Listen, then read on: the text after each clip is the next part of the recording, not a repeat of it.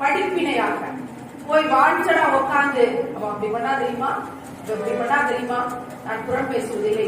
அவர்களுக்கும் சேர்த்து பாவ மன்னிப்பை கேட்கிற இதயத்தை இறைவன் எனக்கு தந்திருப்பான். நான் புறம் பேசுவதில்லை, அதனால உங்ககிட்ட புறம் பேசக்கூடாதே அப்படிங்கிற விஷயத்த நான் ஷேர் பண்ணிக்கிறேன். செய்யாத எதையும் பேசக்கூடாதுங்கிறதுல ரொம்ப கவனமா இருக்கேன். அது உங்களுக்கு நான் ஷேர் பண்றேன். தயவு செய்து இந்த விஷயங்களை பெண்மணிகள் நிறைய தெரிஞ்சுக்கணும்.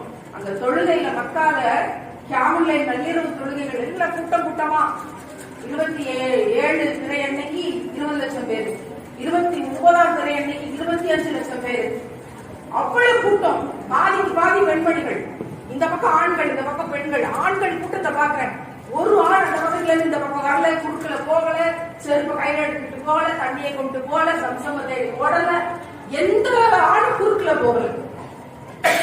நடுவுல நடந்து போறதுக்கு பாதை தனியா இருக்கு.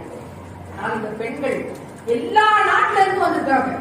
ஏன் பொறுமை இல்லாம இருக்காங்க? தொழுகை செஞ்சுட்டு இருக்காங்க. இடிச்சுட்டு போறது, தள்ளிட்டு போறது, கீழே குரான் இருக்கும், மிதிச்சுட்டு போறது. ஏன் என்ன ரசூலா தெளிவா சொல்லி கொடுத்தாங்க. தொழுகை செஞ்சுட்டு இருக்காங்கன்னா அவங்கள தாண்டி போகாதீங்க, பெரிய பாவம் அப்படின்னு. ஆண்கள் அந்த கட்டுக்கோப்போட இருக்காங்க. ஆனால் பெண்களுக்கு மதீனால போய் ரசூலுல்லாஹை சந்திச்சு சலாம் சொல்லிட்டு வர்ற இடம் வந்து பெண்களுக்கு தடுக்கப்பட்டுருச்சு. நான் போனப்பதான் தடை, அனுமதி இல்லை. ஏன் அனுமதி இல்லை? நான் போறது 10 நாளைக்கு முன்னாடி பயங்கரமான கூட்டம், ரூல்ஸ் யாருமே ஃபாலோ பண்ணல. திறந்து விட்டவனே அடிச்சு தள்ளிட்டு போய் இடிச்சுட்டு போய் 3 மோம். அப்ப யார் ரூல்ஸ் ஃபாலோ பண்ண தயாரா இல்லை. என்ன அவசரம்? நீங்க ரசூலுல்லாஹ் அந்த கேட்டுக்கு முன்னாடி நின்று சலாம் சொன்னாங்க சொன்னதா? மதீனாவுல இறங்கி எங்க இருந்து சொன்னாலும் சொன்னதுதான், அல்லது இங்க இந்த வைரவிழா மண்டபத்துல இருந்து சொன்னாலும் சொன்னதுதான். நம்மளோட ஆறுதலுக்காக அங்க நின்று சொன்னா ரசூலுல்லாஹ் ரொம்ப கேட்கும் போல, ரொம்ப க்ளோஸா சொல்லிட்டு வரும் போல நம்மளோட ஆத்ம திருப்தி. அதுக்காக அடிச்சு அடுத்தவங்களை துன்பப்படுத்தி சொல் பேச்சு கேட்காம ரூல்ஸ ஃபாலோ பண்ணாம பெண்கள் நிறைய பொறுமையை கற்றுக்கொள்ள வேண்டியிருக்கு, நிறைய சகிப்பு தன்மையை பெற வேண்டியிருக்கு. அதை அடுத்த தலைமுறைக்கு கொண்டு போய் சேர்க்க வேண்டியிருக்கு. கல்யாண பிராக்னு சொல்லி ஒண்ணு இருக்கு. இஸ்லாமிய பிள்ளைகளுடைய கல்யாணத்துக்கு நான் போனப்ப இந்த படிச்சு கொண்டிருக்க பிள்ளைகள்லாம் அந்த பிராக் எல்லாம் போட்டு வந்திருக்காங்க. உங்க எல்லாருக்கும் நான் என்ன பிராக் சொல்றேன்னு தெரியும்னு நினைக்கிறேன். ஒசுகட மாதிரி ஒரு நெட்டு, அதான் ஷால், அதை போட்டுட்டு ஒரு நெத்தி சுட்டி வச்சுக்கிட்டு அந்த வெட்டிங் ஃப்ராக போட்டுக்கொண்டு இந்த பிள்ளைகள் கல்யாணம் சாதாரணமா இருக்கான். கல்யாணத்துக்கு போன பிள்ளைகள்னா 10,000 ரூபாய் 15,000 ரூபாய் செலவு பண்ணி அந்த கொசுகளை வெட்டிங் ஃப்ராக வாங்கி மாட்டிக்கொண்டு அப்படியே உலாத்தி கொண்டிருக்கிறார்கள். எல்லார் கண்ணிலையும் மையி, எல்லா இதழ்களையும் லிப்ஸ்டிக். இதுக்கு பேர் ஹிஜாப் இல்லை. உங்க பிள்ளைங்க கேட்டு அடம் பிடிச்சாங்க, அப்பதான் கல்யாணத்துக்கு வருவேன்னு சொன்னாங்கன்னா நீ கல்யாணத்துக்கு வராதன்னு சொல்லிருக்கும். கண்டிக்க வேண்டிய இடத்தில் மிகச்சரியாக அம்மாக்கள் பெண் பிள்ளைகளை கண்டிக்கிற அப்படின்னா ஒரு நாள் ஈமானை பறிமுடிக்க வேண்டியிருக்கும். இந்த செல்போனை கொடுக்கலன்னா சாப்பிட மாட்டேன்னு சொன்னான்னா நீ சாப்பிடாதன்னு சொல்லிருங்க. எவ்வளவு நாள் சாப்பிடாம இருப்பா? தட்டை தூக்கிதான் ஆகணும். பசிக்க விடுங்க. இந்த கார்ட்டூனையே பார்க்கலன்னா நான் இந்த வேலையை செய்ய மாட்டேன், படிக்க மாட்டேன்னா நீ படிக்காத. நீ நாளைக்கே படிச்சு ஐநா மன்றத்துல போய் ஒட்டுமொத்த இஸ்லாமியர்களுக்கான புரட்சி சட்டத்தை வந்து இயற்றிட போறது இல்ல. நீ படிக்க வேண்டியதே இல்ல, நீ ஸ்கூலுக்கு போக வேண்டியதே இல்ல. சும்மா கிடையாது. இப்ளீஸ் ஜனங்களை நம்மளே வாண்டடா இருக்கணும். என் பிள்ளை செல்போனை கையில கொடுத்தா தூங்குவான். தாளாடுறதுக்கு செல்போன்ல பாட்டு போட்டு கையில கொடுத்தாதான் என் குழந்தை தூங்கும். ஆனா எனக்கு எதுவுமே தெரிய மாட்டேங்குது. என் பிள்ளைக்கு எல்லாமே தெரியுது. பெருமை பீத்த கலைகள் இப்ளீஸோட திறவுகோல். இதுல பெருமை வேற. மிக தெளிவா ஸ்ட்ரிக்டா சொல்லிருங்க. 10 வயசு ஆயிடுச்சுன்னா 5 வேளை தொழுகணும். 10 வயசு ஆயிடுச்சுன்னா இந்த ரூல்ஸ ஃபாலோ பண்ணி ஆகணும். மாட்டோம்னு சொன்னாங்கன்னா தெளிவா என்னென்ன கட் பண்ணணுமோ எல்லாத்தையும் கட் பண்ணுங்க, சோறு உட்பட. நம்மளா ரொம்ப செல்ல கொடுத்து ரொம்ப சொகுசா அப்படியே இளவரசர்கள் போல வளர்த்துட்டு இருக்கோம். ஒரு கூட்டம் நாட்டை எல்லாம் போகலான்னு சொல்லிடுச்சு. நம்ம பிள்ளைய ரொம்ப சொகுசா வளர்த்துட்டு இருக்கோம். பெரிய ஸ்கூல்ல படிக்க வச்சாதான் படிப்பு. மத்த இந்த கவர்மெண்ட் ஸ்கூல்ல எல்லாம் படிச்சா பிச்சை தான் எடுக்கணும்னு நினைச்சுக்கிட்டு இருக்கோம். எங்க படிச்சாலும் ஈமான் இல்லாம பிச்சை தான் எடுப்பான். பிள்ளை தாய் தகப்பனை ஏமாத்திட்டு லவ் பண்றது தரதுல முன்னாடி போதான் செய்யும். எத்தனை பொள்ளாச்சி பயங்கரங்கள் மாதிரி ஒவ்வொரு தெருவுலையும் நடந்துட்டு இருக்கு. கோயம்புத்தூர்ல இந்த காலேஜுக்கும் இந்த காலேஜோட ஹாஸ்டலுக்கும் இந்த அபார்ஷன் சென்டருக்கும் லிங்க் இருக்கு. எத்தனை காலேஜ் பேரோட சொல்ல முடியும் தெரியுமா? அம்மா அப்பாக்கே தெரியாம அபார்ஷன் நடக்கும். ஏன்னா தெரிஞ்சிச்சுன்னா பிள்ளைய படிக்க இருக்க மாட்டாங்க, பீஸ் வராது. காலேஜ் எல்லாம் கார்பரேட் நிறுவனங்களாக மாறிக்கொண்டு பிள்ளைகளை அதுக்கு தகுந்த மாதிரி ஏமாத்தி ஏமாத்தி ஏமாத்தி கொண்டு போயிட்டு இருக்கிற காலகட்டத்துல உலகத்தின் அத்தனை பெண்ணிய சிக்கல்களுக்கும் ஒரே தீர்வு இஸ்லாம் மட்டும்தான். ஏன்னா நடக்கிறதுக்கு முன்னாடியே பாதுகாத்து சொல்லியிருக்கு. 5ஆம் கிளாஸ் பிள்ளை லவ் லெட்டர் கொடுத்துட்டு இருக்கா, கட்டுனா உடனே கட்டுவேன் அப்படின்னு. 5ஆம் கிளாஸ் பிள்ளைக்கு 10 வயசு, அவ லவ் லெட்டர் கொடுத்த ஆளுக்கு 28 வயசு. அவனுக்கு ஏற்கனவே கல்யாணம் ஆகி 2 பிள்ளைய இருக்கு. இந்த ஆண்கள் அந்த 5ஆம் வகுப்பு பிள்ளைய விட்டு வைப்பாங்கன்னு நினைக்கிறீங்களா? ஹிஜாப் போட்டிருக்கா, அதுக்கு மேல நோஸ் பீஸ் போட்டிருக்கா, கண்ணு தெரியல, முடி தெரியல, நீங்க பதட்டப்படுற எல்லாத்தையும் ஃபாலோ பண்ணிருக்கா. இங்க உள்ள செய்யற வேலை என்ன? மேல இல்ல ஹிஜாப், மேல போடுறது இல்ல ஹிஜாப், உள்ளத்துக்கு முதல்ல ஹிஜாப் போடணும், அது பிறகு மேல போடுறது. இங்க நம்ம என்ன முக்கியத்துவம் கொடுக்கிறோம்? மேல போடுற ஹிஜாபுக்கு ஆக முக்கியத்துவம் கொடுத்துறோம். உள்ள போடுற ஹிஜாப் யாருக்கு தெரியவா போகுது? மேல போடுறதுன்னா எல்லாருக்கும் தெரியும். ஆனால் உள்ளத்துக்கு போடுற ஹிஜாப் அல்லாஹ் ஒருவன் அறிந்து கொண்டிருக்கிறான். ஒவ்வொரு சின்ன அசைவையும் மலக்குகள் 2 பேர் ரெக்கார்ட் நோட்ல எழுதிட்டே இருக்காங்க. ரெக்கார்ட் நோட் அம்மா ஒவ்வொருத்தரும் தான் பிள்ளையை எச்சரிச்சு எச்சரிச்சு வளர்க்கணும். இதை செய்யலைன்னா மறுமையில சாட்சி சொல்லுவேன், இதை செய்யலைன்னா நான் மறுமையில சாட்சி சொல்லிடுவேன், எனக்கு தெரியாது, இதை செய்யலைன்னா நான் மறுமையில சொல்லுவேன், நரகம் தான் தண்டனை சொல்லி சொல்லி வளர்க்க வேண்டியது. இந்த குர்ஆனும் இந்த எச்சரிக்கையும் யாருக்கு பயனுள்ளது அப்படின்னா, இந்த கூட்டத்தை விட்டு வெளியில போய் தெருவுல போய் சொல்லி பயனுள்ளவங்களுக்கு ஆகுமான்னு எனக்கு தெரியாது. யார் குர்ஆனை நம்புறாங்களோ, யார் தொழுகை செய்யறாங்களோ, யார் ஏக இறைவனை ஏற்றுக்கொண்டிருக்காங்களோ, யாரு நபிமார்களை பின்பற்றுகிறார்களோ, இதெல்லாம் ஃபாலோ பண்ணிட்டு நான் தப்பு பண்ணிட்டு இருக்கேன் அப்படிங்கிறவனுக்கு தான் அச்சமூட்டி எச்சரிக்கை செஞ்சு நல்ல வழியில கொண்டு வர்றதுக்கு குர்ஆன். இறைவனையே நம்பல, ஏக இறைவனையே ஏற்றுக்கொள்ளல அப்படிங்கிறவங்களுக்கு குர்ஆன் எந்த பயனையும் தரப்படுறது. இதையும் குர்ஆன் தான் சொல்லுது. அப்படின்னா நம்ம எல்லாரும் மனிதர்கள் தான். ஒரு விஷயத்தை நல்லா புரிஞ்சுக்கணும், நம்ம எல்லாரும் மனிதர்கள் தான். குறைகளோடு தான் இறைவன் நம்மள படைச்சுட்டான். அது இறைவனை நம்ம சொல்றோம் பல இடத்துல. குறைகளோடு தான் மனித கூட்டத்தை இங்கு நாம் படைத்திருக்கிறோம். அதுல இருந்து சரிப்படுத்துறதுக்கு ஒரு ரூட்டையும் கொடுத்திருக்கோம். சரியாயிக்கலாம், இந்த நேரத்துல இருந்து சரியாயிக்கலாம், இந்த நொடியில இருந்து சரியாயிக்கலாம். நாம் இன்னைக்கு இந்த இஸ்லாம்ல மிகப்பெரிய பொக்கிஷத்தை கையில வச்சுக்கிட்டு இருக்கோமே. நான் மக்கா மதீனா போயிருக்கும் போது நேர்ல ஒவ்வொரு இடத்தையும் படிச்சு வரலாற்று எல்லாம் நேர்ல பார்த்தேன். இந்த இடத்துல இவங்க இறந்தாங்க, இந்த போர்ல இவங்க இறந்தாங்க, அந்த போர்ல அவங்க இறந்தாங்க, இந்த இடத்துல தன்னுடைய உறுப்பில் ஈட்டியை செலுத்தி இந்த இடத்துல அவங்க இறந்தாங்க. ஒவ்வொரு இறப்பும் இங்க நடந்துச்சு. இவ்வளவு தியாகங்கள் நடந்துச்சு.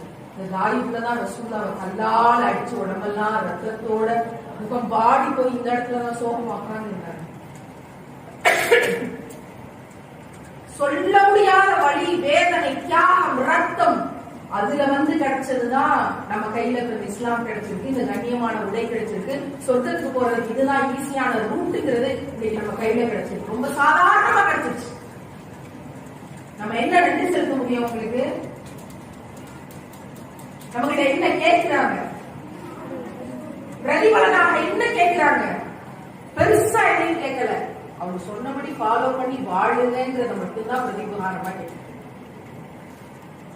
அப்படி வாழ்றதுக்கான பயிற்சி ஆண்களை காட்டிலும் வீட்டில் இருக்கிற அம்மாக்களுக்கு அதிகம் தேவைப்படுகிறது. அந்த அம்மாக்களை ஃபாலோ பண்ணிட்டாங்கன்னா அடுத்த தலைமுறைக்கு ஏற்றி வச்சிருவாங்க.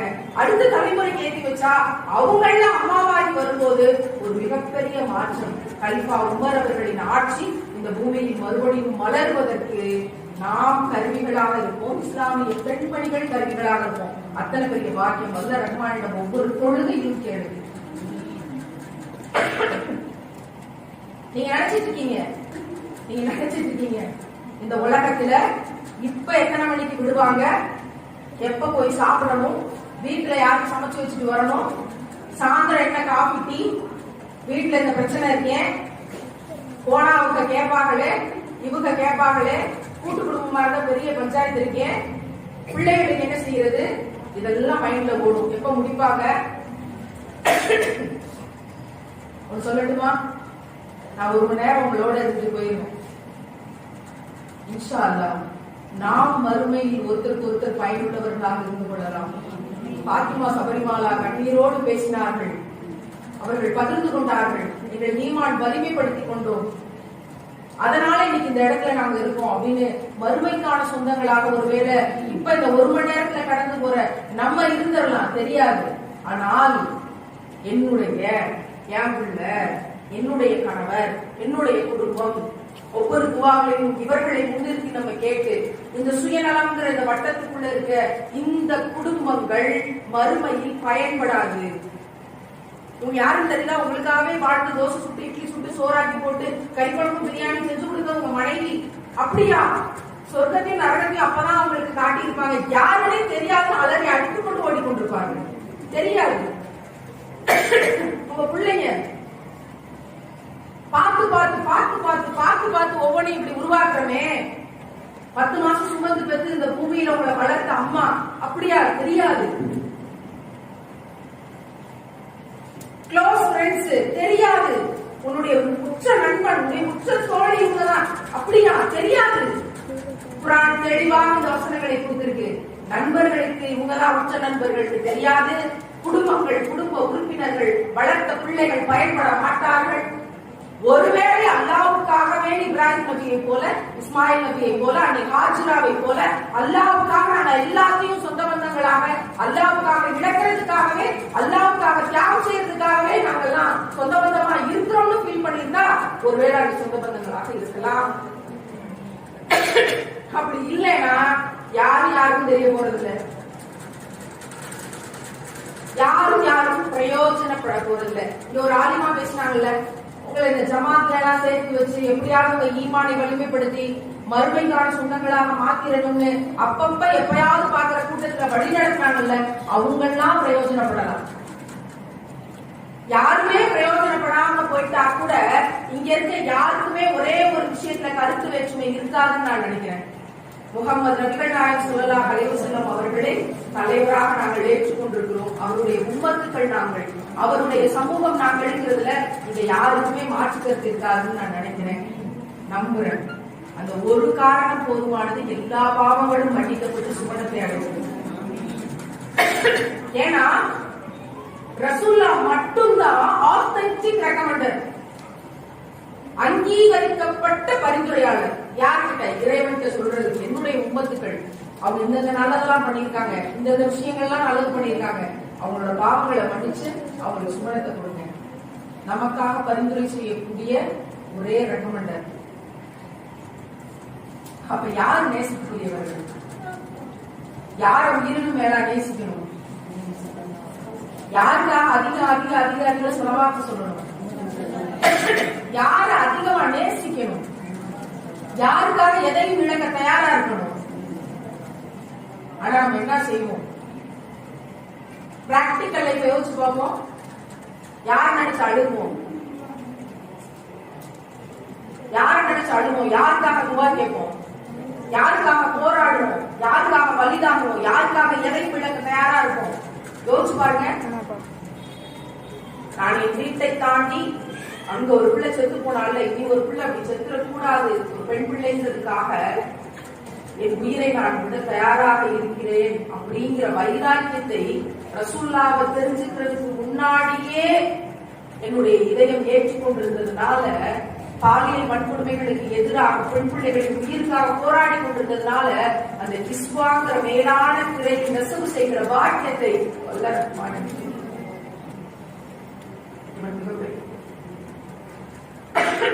ஏன்னா ரசூலுல்லாஹ் அதை செஞ்சாங்க. பெண் பிள்ளைகள்லாம் பாலைவன மலையில உயிரோடு புதைக்கப்பட்ட போது அதை தடுத்தார்கள், அதுக்கு எதிராக சட்டத்தை இயற்றி அதை தடுத்தார்கள். எவ்வளவு பெரிய போராட்டத்தை அவங்க போராட வேண்டியது தெரியுமா? ஹிரா மலையில ஏறலாம் முடியவே இல்லை. அவ்வளவுதான், இங்கே நம்ம முடிஞ்சோம் தான் ஆள நினைச்சேன். ஏறவே முடியல. 10 இடத்துல அவ்வளவுதான் வாழ்க்கை முடிஞ்சிச்சுன்னு நினைக்கிற அளவுக்கு ரொம்ப கடுமையான பாதையும் பயணம். 3 வருஷம் ரசூலுல்லா ஏறி இறங்கிருக்காங்க. ஒரு தடவை ஏறினதுக்கே இந்த உயிர் அத்து போச்சு. 3 வருஷம் எப்படி ஏறி இறங்கினாங்க? எப்படி அங்கேயே தனியா இருந்தாங்க? லைட்ஸும் இல்ல, காற்றும் இல்ல, வெளிச்சமும் இல்ல. இரவுல என்ன மாதிரியான விஷப்பிராணிகள் இருந்திருக்கும்? எந்த உத்தரவாதமும் இல்ல. 3 வருஷம் தங்களை தனிமைப்படுத்திட்டாங்க. எதுக்கு? இங்க இருக்கிற ஒவ்வொருத்தரும் சுமணத்துக்கு போகணும், இங்க இருக்கிற ஒவ்வொருத்தரும் நேரான வழியை பெற்றுடணும், யாரும் எந்த வழிகட்டுக்கு போயிடக்கூடாது, எல்லாமே சரியாக தெரிஞ்சு கொள்ளணும். இந்த சமூக கொடுமைகளை பார்த்துட்டு நம்மளால நிம்மதியா இருக்க முடியலையே தனியா இருந்து அழுதாங்க. இறைவன் அவங்களை செலக்ட் பண்ணி குரானை கொடுத்து இன்னைக்கு நம்ம கையில அந்த குரான் இருக்கு. பொருள் தெரியாம ஒரு வசனத்தை கூட படிக்கக்கூடாது. இந்த வசனத்துக்கு என்ன பொருள் அப்படின்னு தெரியாம ஒரு வசனத்தை கூட கறக்கக்கூடாது. எனக்கெல்லாம் இஸ்லாமிக்ல ஒரு எழுத்து கூட எனக்கு தெரியாது. குரானை பல முறை பரட்டி பரட்டி பரட்டி பரட்டி கடந்து வந்துட்டு இருக்கேன். ஒவ்வொரு வசனத்தையும் ஆய்வு செய்யாமல் இது என்ன எனக்கு என்ன சொல்லி இருக்கு, இந்த நரக செய்தி எனக்கு தான், இந்த எச்சரிக்கை விட்ட செய்தி எனக்கு தான், எனக்கு அப்படின்னு பார்க்க தொடங்கின விஷயம் தான் இன்னைக்கு குரானை நோக்கிய வாழ்க்கையை நகர்த்திருக்கு. பொருள் தெரியாம பிள்ளைகள் மனப்பாடம் செய்யட்டும், ஹாஃபில் ஆகட்டும், மகிழ்ச்சி. ஆனால் பொருள் தெரியாம அவங்க குரானை கடக்கக்கூடாது. ஒரு பிள்ளை ஹாஃபில் ஆயிருக்கா அப்படின்னா கூப்பிட்டு, அம்மா அந்த வீட்டுல இந்த பிரச்சனை குரானுக்கு என்ன சொல்லியிருக்குன்னா அவ சொல்லணும். இங்க இந்த பிள்ளை இப்படி வழிகிட்டு போய்கிட்டு இருக்கா, குரானுக்கு என்ன சொல்லியிருக்குன்னா அவ சொல்லணும். ஹாஃபில் ஆனா எனக்கு எதுவுமே தெரியல. கிட்டத்தட்ட 12க்கும் மேற்பட்ட பிள்ளைகள் இந்த பதில தான் சொல்லியிருக்காங்க என்றால் இங்க பேசுறதுக்கு நிறைய செய்திகள் இருக்கு. கடந்து வந்த இந்த பயணங்களினுடைய அனுபவங்கள் தாயும் நகரத்துல எல்லாம் ரசூலுல்லா இங்கதான் அழுதுட்டு உட்கார்ந்துருக்காங்க அப்படின்னு சொல்லி காட்டப்பட்ட அந்த இடம் கிட்டத்தட்ட நான் சமநிலைக்கு வர்றதுக்கு 2 மணி நேரம் ஆச்சுனேன். இந்த கண்ணீரை ஆட்சி சரிப்படுத்தி அந்த எமோஷன்ல இருந்து வெளியே வர்றதுக்கு 2 மணி நேரம் ஆச்சு.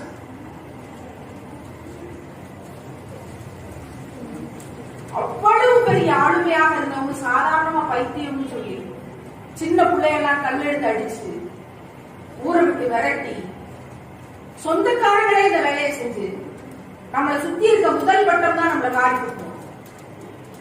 உள்ளூர்ல இருக்கிறதா ஒரு வேணும் மதிக்க மாட்டான். சொந்த பந்தங்கள்ல தான் முதல்ல கண்டறிவாங்க. ரசூலுல்லா வாழ்க்கையில தான் நடந்துச்சு.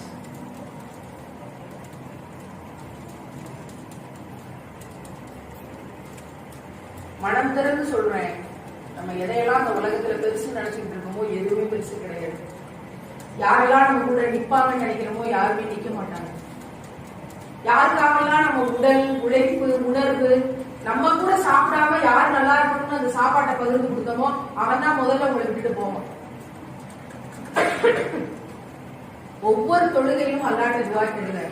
நாங்கள் யாரையெல்லாம் நேசிக்கிறோமோ அவங்க எல்லாரும் நிறைந்த ஈமானோடு ரசூலுல்லாஹின் உம்மத்தாக இருக்கிறதுனால நான் நேசிக்கிற பிள்ளையா இருக்கணுமே தவிர என் பிள்ளை, என்னோட கணவர், என்னோட அம்மா, என்னோட அப்பாங்கிறதுனால நான் நேசிக்கிறதா இருக்கக்கூடாது.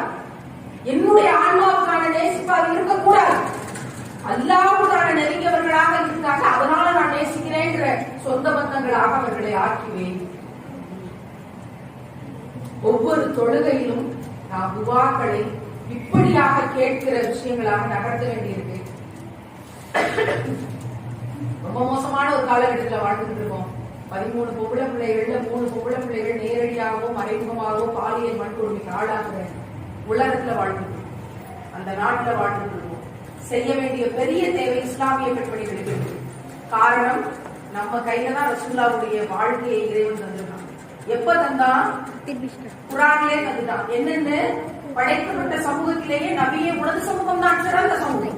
ஏன், என்ன காரணம்? அவங்க எல்லாம் நன்மையை விதைப்பார்கள், தீமையை தடுப்பார்கள்.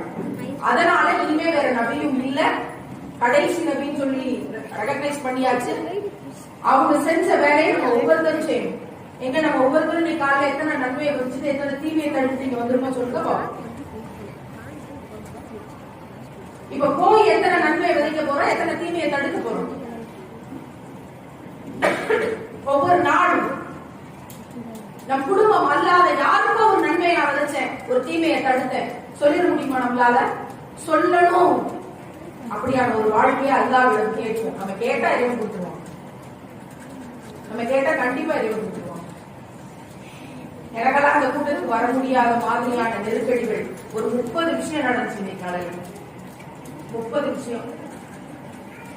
என்ன நடந்தாலும் சரிதான், கொடுத்த வாக்கின்படி சில சகோதரிகளை இன்னைக்கு நான் சந்திக்க போறேன். அவங்க யாரு, என்ன, சுன்னத் ஜமாத்தா, தப்லீக் ஜமாத்தா, தவ்ஹீத் ஜமாத்தா, எங்க போனாலும் இந்த கேள்வி வேற என்கிட்ட கேட்கிறாங்க. எனக்கு இதுக்கு என்ன அர்த்தம்னே ரொம்ப நாளா தெரியும். என்னன்னா எதுவுமே இல்லாம சமத்துவமான இஸ்லாம் சொல்லிட்டு தானே நம்ம ரசூலுல்லாஹ்வை பின்பற்றி கொண்டு உள்ள வந்தோம். இங்க வந்து அவங்களா இவங்களான்னு கேட்கிறாங்களே அப்படின்ட்டு பெரிய கன்ஃபியூஷன். இப்போ வரைக்கும் எனக்கு அதுக்கு புரியல முழுசா. யாரு கேட்டாலும் என்ன தெரியுமா சொல்லிட்டு வரேன், நான் அல்லாஹ்வோட ஜமாத்துங்க. யாரு கேட்டாலும் இப்படி கை தூக்கிறது, அல்லாஹ்வோட ஜமாத். அவ்வளவுதான். என்ன பதில் சொல்றது, இதுக்கெல்லாம் என்ன காரணங்கள் எனக்கு தெரியல. இறைவனுடைய அடிமைகள், அவ்வளவுதான். அவங்கள எனக்கு சந்திக்க போறோம், சில விஷயங்களை ஷேர் பண்ணிக்க போறோம். அதனால ஈமான் வலிமைப்பட்டுச்சு அப்படின்னா அது வெறும் பாக்கி. அது வெறும் பாக்கி. உங்களால எனக்கும், என்னால உங்களுக்குமான ஈமான் வலிமைப்படுத்திக் கொள்வதை தவிர இங்க வேற எந்த பெரிய வேலையும் கிடையாது. சாப்பிடுறது உட்பட, தூங்குறது உட்பட எல்லாமே. யோசிச்சு பாருங்க, லாக்டவுன் எவ்வளவு சீரியஸா இருந்துச்சு. இன்னைக்கு நம்மளாம் உயிரோடு இருக்கோம். எவ்வளவு பேர் இல்ல தெரியுமா? எவ்வளவு பேரோட வாழ்க்கை இறைவன் அங்க முடிச்சான். ஆனா நமக்கு இறைவன் நீட்டிச்சு கொடுத்துருக்கான். இந்த 2 வருஷத்தை தாண்டி நீட்டிச்சு கொடுத்துருக்கான். அப்ப இந்த 2 வருஷம் நம்ம எவ்வளவு வேலை செஞ்சிருக்கணும்?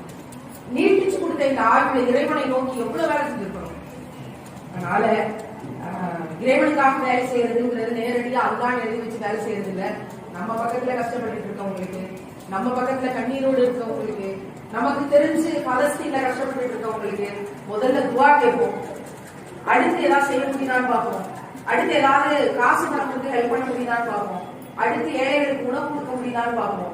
தொடர்ந்து இந்த வேலைகளை செய்ய முடியுதான்னு பார்ப்போம்.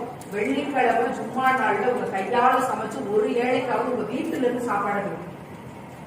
ஒருத்தருக்காவது. ஏன்னா குரான்ல நரகத்துல போடுறதுக்கு முன்னாடியும் நரகத்துல போட்டதுக்கு அப்புறமும் நீ இன்னென்ன பண்ணையான பெரிய காரியங்கள்லாம் கேட்கல.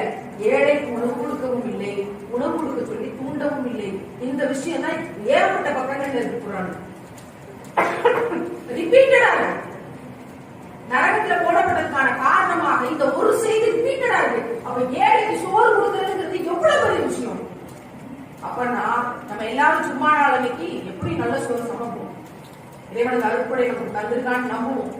ஒரு பேக்ல போட்டு பள்ளிவாசலுக்கு முன்னாடி இருக்க யாரோ ஒரு ஏழைக்கு உங்க பிள்ளை கையில விட்டு கொடுக்க சொல்லுங்க. சோறு உங்க வீட்டுல இருந்து போனதா இருக்கும். ஏழைக்கு உணவு கொடுங்க, உணவு கொடுக்க சொல்லி உங்க பிள்ளையை தூண்டுங்க.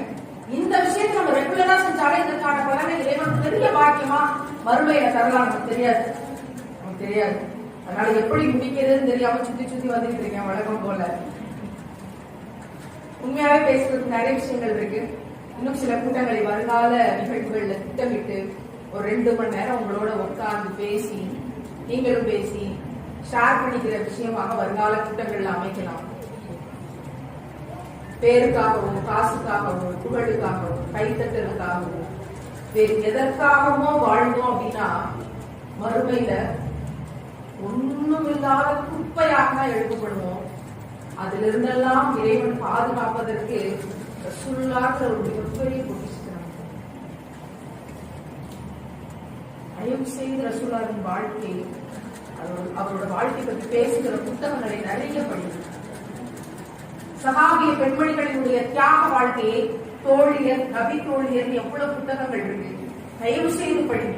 ஏற்கனவே தெரிஞ்சாலும் பரவாயில்ல, திரும்ப திரும்ப படிங்க. உங்க பிள்ளைங்களுக்கு அந்த செய்தியை ஷேர் பண்ணுங்க. உங்க பிள்ளைங்களுக்கு கொடுத்து படிச்சு உங்கள்கிட்ட சொல்லுங்க. ஸ்டோரி மாதிரி ஷேர் பண்ண சொல்லுங்க. இந்த ரமலான்ல 30 நாள் நான் அந்த வேலையை தான் செஞ்சேன். தினமும் ஒரு சஹாபிய பெண்மணியினுடைய தியாகம். வார்த்தைகளால் கற்பனை செய்து விவரிச்சிட முடியவே முடியாது. அவ்வளவு விஷயம். அதனால அந்த விஷயங்களை நம்ம தொடர்ந்து படிச்சாலே, நம்ம பிள்ளைகளுக்கு ஏற்றி வச்சாலே ஈமான் பெரிய அளவுல வலிமைப்படும். அல்லாஹ்விடம் கேட்போம், அந்த சஹாபிய பெண்மணிகளின் தியாகங்களை போலவே நாமும் தியாகம் செய்கிற இதயத்தை தர சொல்லி அல்லாஹ்விடம் கேட்போம்.